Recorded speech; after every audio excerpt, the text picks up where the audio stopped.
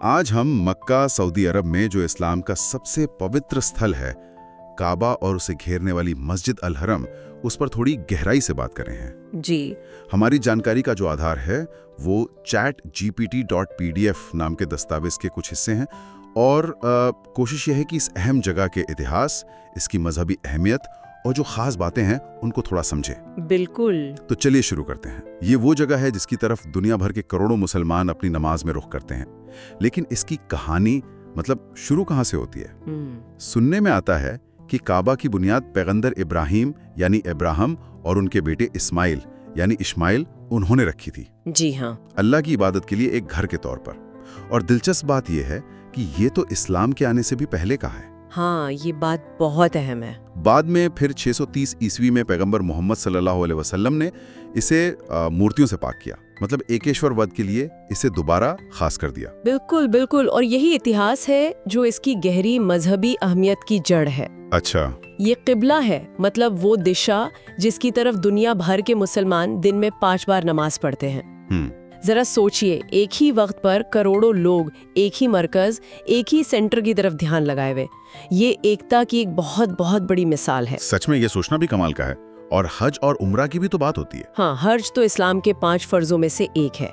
हर साल लाखों लोग यहाँ आते हैं। लाखों लोग? और मस्जिद अल हरम जो काबा को घेरे हुए है, वही इन सब लोगों का स्वागत करती है।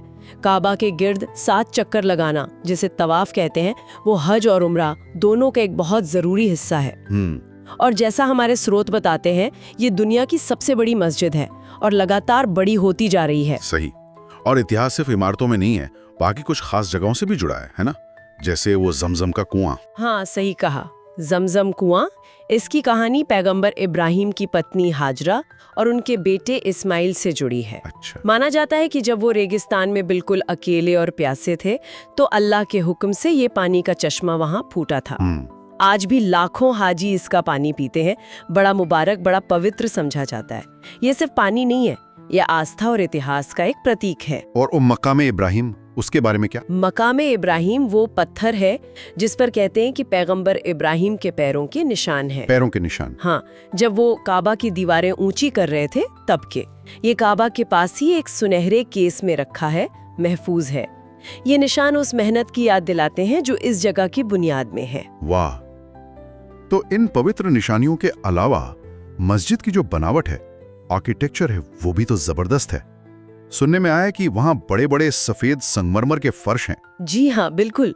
और कहते हैं कि वो तेज गर्मी में भी ठंडे रहते हैं। अच्छा।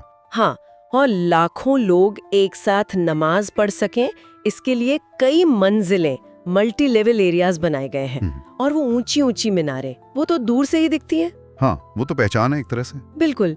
ये आर्किटेक्चर सिर्फ शान दिखाने के लिए नहीं है, बल्कि इतने सारे लोगों को सहूलियत देने और इबादत का माहौल बनाने के लिए बहुत सोच समझकर की गई व्यवस्था है।